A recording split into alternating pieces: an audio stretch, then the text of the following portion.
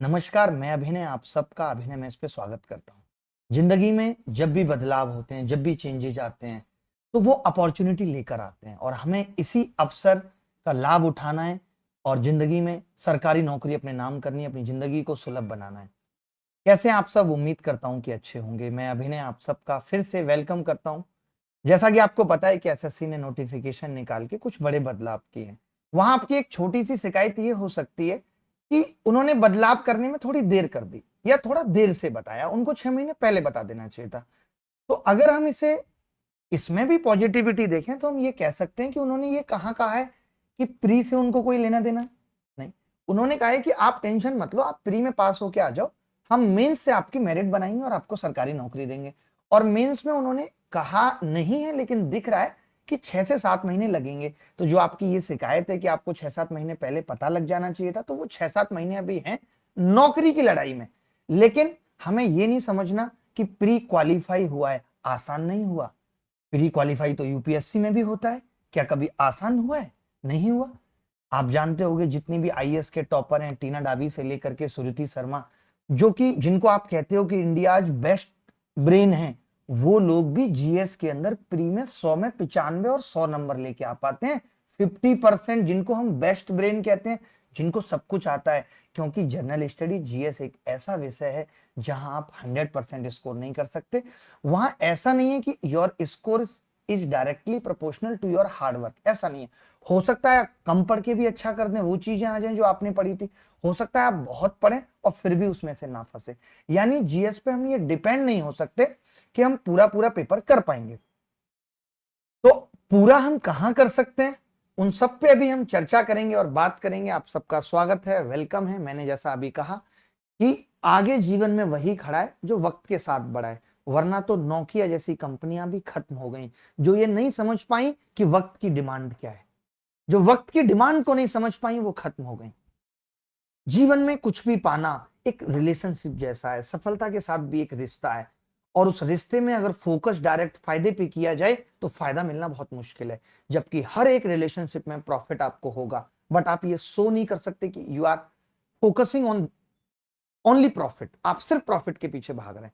नौकरी मिलेगी, बिल्कुल मिलेगी। कैसे मिलेगी, इस बदलाव को भी पॉजिटिव लेना है। जो लोग पहले से तैयारी कर रहे थे उनको ये समझना है कि मेरे को मैथ्स, रीजनिंग, इंग्लिश में कोई पीछे नहीं कर सकता, चाहे कोई कितनी भी तैयारी करके आ जाए। उनके पास ये कॉन्फिडेंस है। और जो लोग नए इस तैयारी में उतरे हैं उनके पास ये है कि प्री में मेरे पास कम वक्त है और मैंने अभी तैयारी शुरू की है, लेकिन मैं क्वालिफाई कर सकता हूं।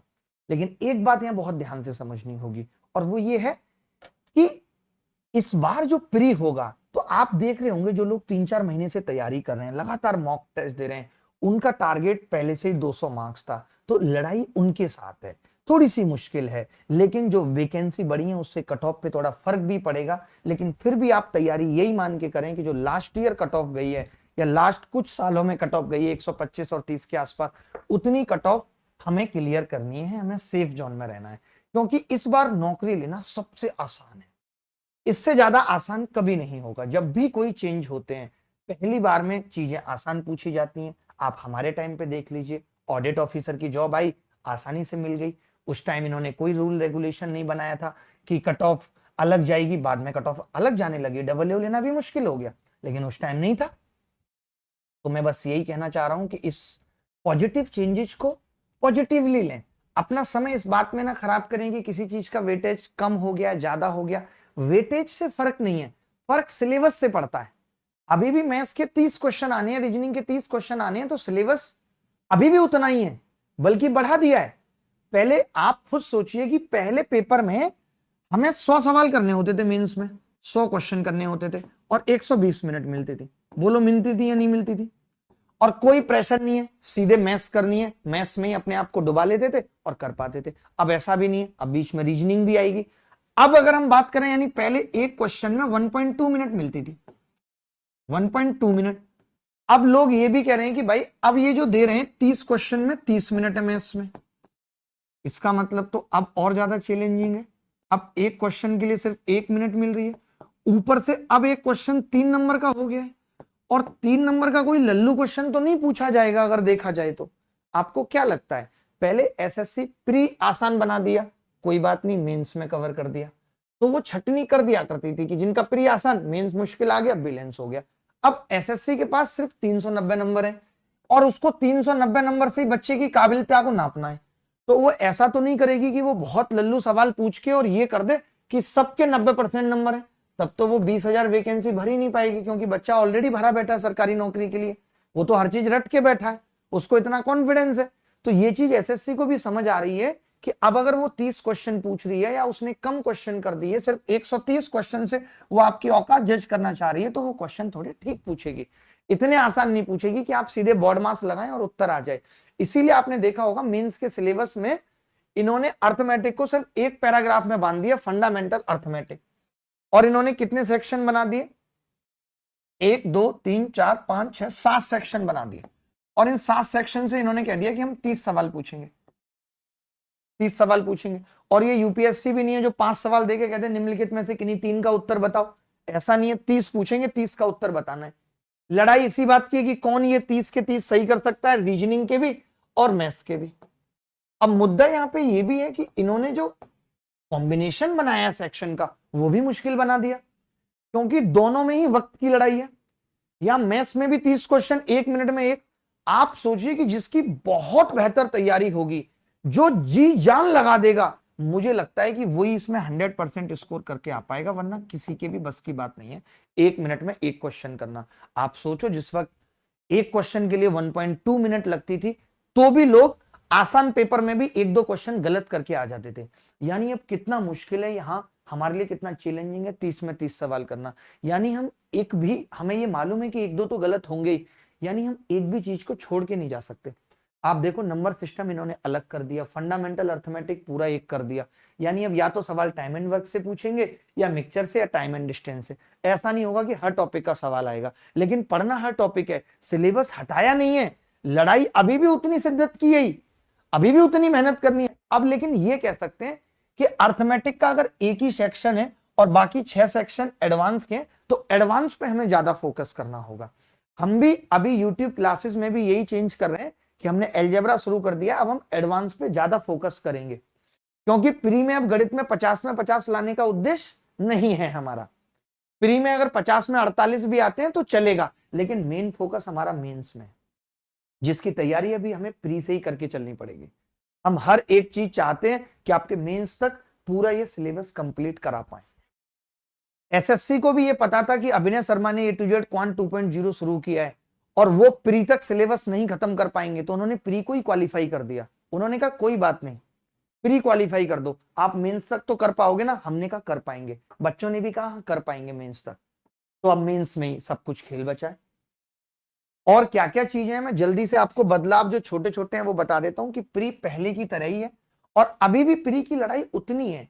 कई लोग अभी भी इस गलतफहमी में कि प्री क्वालिफाई हो गया तो नंबर, एक बात बताओ, अगर तुम्हारा प्री 1 नंबर से रह गया तो तुम्हारी दुख की सीमा क्या होगी? शादी रुक जाएगी, जो तुमने सपने सोचे हैं वो रुक जाएंगे, सब कुछ खत्म सा लगने लगेगा। अगले साल पता नहीं सीईटी आ गया तो और कितनी मुश्किलें होंगी। तो क्यों ये स्कोप छोड़ रहे हो कि प्री क्वालिफाइंग है? कई लोगों को ये भी डाउट है कि उन्होंने तो मिनिमम 30% बोला है। 30% का मतलब भी मैं समझा देता हूं, 60 नंबर। उन्होंने ये कहा है कि हम एक कट ऑफ निकालेंगे, हमें जैसे प्री में 1.5 लाख लोग लेने हैं और उनके 1.5 लाख लोग 80 नंबर तक खत्म हो गए तो वो लेके छोड़ देंगे, ठीक है। लेकिन अगर उनके 60 तक आ गए और अभी 1 ही लाख लोग आए हैं, तो उनका कहना यह है कि हम 60 से नीचे नहीं गिरेंगे। उन्होंने अपने बारे में ये बता दिया कि हमारी औकात, हम 60 से नीचे नहीं गिरेंगे। जैसे कई बार लोगों को होता है कि -1 पे भी सिलेक्शन हो जाता है, पेपर इतना मुश्किल बना दिया। लेकिन इन्होंने ये कहा है कि हम किसी भी स्थिति में 60 से नीचे नहीं आएंगे।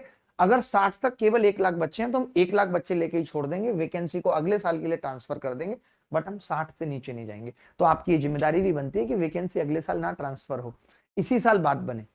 तो प्री में भी, और देखिए मैं ये कह रहा हूं कि प्री में कम मेहनत की वजह क्या है, आप मुझे बताओ। भाई प्री के अंदर 4 सब्जेक्ट है, खुद बताओ आप। प्री के अंदर 4 सब्जेक्ट है और चारों ही सब्जेक्ट वो हैं जो मेंस में आने हैं। चारों ही सब्जेक्ट वो हैं जो मेंस में आने। तो हम प्री में धीमी तैयारी क्यों करें? हम तो प्री में भी ताकत लगाएंगे। हाँ, प्री में ये जरूर कर सकते हैं, कोई मैंने बड़ा टॉपिक छोड़ दिया, यार ये बहुत बड़ा, जैसे ज्योग्राफी मैं नहीं पढ़ना चाहता तो मैंने छोड़ दी ज्योग्राफी, ये मैं कर सकता हूं। या मुझे लगता है कि यार वर्ल्ड हिस्ट्री नहीं पढ़ के जाऊंगा, इंडिया या इंडिया के नेवर कंट्री नहीं पढ़ के जाऊंगा, मन नहीं है, क्योंकि जीएस का जो सिलेबस एसएससी ने दिया है वो प्री का भी सेम दिया है और मेंस का भी सेम दिया है। तो जितनी चीजें आप ये टारगेट बना लो कि प्री में मैं कम से कम 3 टॉपिक कंप्लीट कर लूंगा, जीएस के 3 टॉपिक कंप्लीट कर लूंगा। और आप देखिए जिस हिसाब से सिलेबस बढ़ा है, मेंस का प्रेशर आया है, तो अगर अब भी आप, मैं पहले से ही मना करता था, अब भी आप अगर क्लासेस पे बहुत डिपेंड रहे तो नंबर भी नहीं आएंगे। बहुत सारे लोग ये सोच के खुश हो रहे हैं अब तो जीएस आ गई, उछल रहे हैं अब तो जीएस आ गई। भाई जीएस तो पहले भी आती थी, तब तुम क्या उखाड़ लेते थे? एक आध बार अगर एक आध अपवाद को छोड़ दें, तुक्के को छोड़ दें, जैसे मैं अपनी बात करूं, मेरे भी 37.5 नंबर थे जीएस में, बट मुझे नहीं आते। अभी हाल फिलहाल जैसा पेपर आ रहा है मैं 20 भी नहीं ला पाऊंगा शायद, क्योंकि मैं अभी पढ़ भी नहीं रहा हूं। तो मैं ये कह रहा हूं जीएस में गारंटी नहीं है, हो सकता है 20 सवाल सही हो जाए, हो सकता है 22। तो जीएस पे डिपेंडेंसी कम करने के लिए मेंस में जो 45 नंबर की इंग्लिश है, इसके लिए बहुत एफर्ट लगाना पड़ेगा। इतना एफर्ट लगाना पड़ेगा कि इसमें कुछ भी गलत ना हो। अब जब इतना एफर्ट लगाना है तो अपने एफर्ट को भी लिमिटेड करना पड़ेगा। अगर अभी भी तुम 1.5-2 घंटे करंट अफेयर की क्लासें देखोगे, या अभी भी तुम वोकैब की 2-2 घंटे की क्लासेस देखोगे, तो मेरा यह मानना है कि तुम सिलेक्शन से बहुत दूर भाग रहे हो। अपडेशन का मतलब यही है, मैं बहुत सारी चीजें आपके लिए अपडेट लेकर आ रहा हूं, जैसे जो चीजें यूट्यूब पे पॉसिबल नहीं है, लाइक ऐसी टेस्ट सीरीज जो एग्जाम ओरिएंटेड हो, यूट्यूब पे पॉसिबल नहीं है। कुछ ऐसे कोर्सेज जो वीडियो नहीं है, कुछ डिफरेंट कोर्सेज में भी यहां पे रिवील नहीं कर रहा हूं, उन सब के लिए मैं एक ऐसा एप्लीकेशन, ऐसा ऐप एक लेकर आ रहा हूं आप लोगों के लिए, जिससे आपका टाइम सेविंग तैयारी हो। अभी जो हम पढ़ रहे हैं, जो हम वीडियो क्लासेस देख रहे हैं, मैं मानता हूं चलो मैथ्स के लिए जरूरी है, रीजनिंग के लिए जरूरी है, ग्रामर के लिए जरूरी है इस तरीके की क्लासेस डिजिटल बोर्ड की, बट मैं ये भी मानता हूं कि वोकैब, जीएस इन सब के लिए जरूरी नहीं है, क्योंकि इनका बहुत लंबा सिलेबस है। इतना लंबा सिलेबस है अब मेंस आने के बाद कि टीचर 1 साल लेगा जीएस के सिलेबस खत्म करने में। आप पूछ के देख लेना किसी भी टीचर से। और 1 साल सिलेबस लेने का मतलब है, आप जितने भी लोगों के इंटरव्यू देखते हो जो आईएएस बनते हैं, कभी आपने सुना कि वो लगातार 1 साल तक कोचिंग से सेलेक्ट हुए? नहीं, वो क्या कहते हैं, हमने सेल्फ स्टडी की, हमारे खुद के नोट्स थे, हमने उससे रटा, हमने किताबों से पढ़ा। तो वो वक्त अब आपका भी आ गया है किताबों से पढ़ने का और नोट्स से पढ़ने का। आप क्लासेस के माध्यम से इतने कम समय में इतनी बड़ी तैयारी नहीं कर सकते कि आपका सिलेक्शन पहली बार में हो जाए। और जिसने भी इस बार सिलेक्शन लेने में चूक कर दी, वो जिंदगी भर पछताएगा। इतनी बेहतर अपॉर्चुनिटी, इतना अच्छा मौका जीवन में बार बार नहीं आएगा। ये इतना बेहतरीन मौका है कि आपको इसी साल सेलेक्ट होना है। 1.5 लाख लोग क्वालिफाई करेंगे, जब जब 8,000 वैकेंसी होती थी। मैं ये मान के चल रहा हूं कि इस बार हो सकता है ये 2 से 2.5 लाख लोगों को क्वालिफाई कराएंगे। तो क्या आप अपने आप को 2 से 2.5 लाख लोगों के बीच में नहीं ला सकते? ला सकते हो आराम से। हो सकता है प्री का पेपर मुश्किल बनाए, लेकिन वो सबके लिए मुश्किल होगा। आप तो ये टारगेट कर लो कि मेरे को 150 लेके ही आने हैं हर स्थिति में, और 150 आने के लिए मुझे गणित पूरा आना चाहिए, रीजनिंग मुझे पूरी आनी चाहिए, इंग्लिश मुझे 90% आनी चाहिए, और जीएस में मैं 50-60% भी कर पाऊं तो बहुत है मेरे लिए। उन्हीं बच्चों का सिलेक्शन होगा। तो इन 3 महीनों में बस आपके लिए आसान ये हो गया कि अब ये आपको नहीं सोचना कि मुझे प्री में 180 मार्क्स लेके आने। लेकिन मैं फिर से कहूंगा कि प्री क्वालिफाई हुआ है, आसान नहीं हुआ। अभी भी ये नहीं कह सकते कि कोई भी बच्चा जाएगा उठ के और कर देगा। आप समझ रहे हो, एसएससी जब ये बदलाव पैटर्न में, नोटिफिकेशन में कर सकती है, तो क्या वो क्वेश्चन पूछने के तरीकों में नहीं करेगी? क्या वो वही पूछती रहेगी जो पहले से पूछ रही थी? नहीं, हम रिस्क नहीं ले सकते। अब हम भी अपने तरीके को बदलेंगे, प्रीवियस ईयर के साथ फ्यूचर ईयर क्वेश्चन पे भी फोकस करेंगे। कुछ आसान भी करेंगे, कुछ मुश्किल भी करेंगे। पहली बार है, किसी को भी नहीं पता पेपर कैसा आएगा। तो जो अदर्स एग्जाम है, चाहे वो बैंकिंग का एग्जाम है, चाहे वो सीडीएस का एग्जाम है, चाहे वो जेट मेट का या जीमेट का एग्जाम है या क्लेट का एग्जाम है, किसी भी प्रकार का एग्जाम के प्रीवियस ईयर क्वेश्चन कराने की मैं जिम्मेदारी ले रहा हूं, और वो हमें करने होंगे। आपको ये करना होगा कि जो मैं बताऊं वो पढ़ना होगा, बीच बीच में बेचैनी नहीं। अब कोई बच्चा ये नहीं कहेगा सर ऐसा सवाल आएगा क्या? हाँ भाई, कुछ भी आ सकता है। कभी सोचा था नोटिफिकेशन ऐसा होगा? नहीं सोचा था। जब नोटिफिकेशन नहीं सोचा था ऐसा होगा, तो पेपर के बारे में कैसे कह सकते हो? हम ज्यादा समझते हैं इस चीज को, हमें ज्यादा पता है। तो मैं रिक्वेस्ट करता हूं आप सबसे कि जैसे जैसे मैं पढ़ाता जाऊं वैसे वैसे पढ़ते जाना। मेंस में मैं गारंटी ले रहा हूं कि रीजनिंग और मैथ्स के अंदर तुम्हारा कोई भी सवाल गलत नहीं होगा। जहां नोट्स की जरूरत होगी वहां हम हैंड रिटन नोट्स देंगे, जहां ऑडियो नोट्स की जरूरत होगी वहां हम ऑडियो नोट्स देंगे। जितनी चीजें हम दे सकते हैं आपको वो बेहतर से बेहतर देंगे, ताकि आप कम समय में ज्यादा पढ़ पाए। वक्त कम है, सारा खेल 6 से 7 महीने का है, 20,000 प्लस वैकेंसी है, 22, 23, 25 तक भी जा सकती हैं। तो ये मान के चलो कि इस बार एक सरकारी नौकरी अपनी है, इस जज्बे के साथ तैयारी करनी है। मैं ये वादा देता हूं कि जितने भी बच्चे हमारे साथ पढ़ रहे हैं, इनमें जो भी मेहनत करेगा, जितने भी बच्चे सेलेक्ट होंगे वो इन्हीं में से होंगे।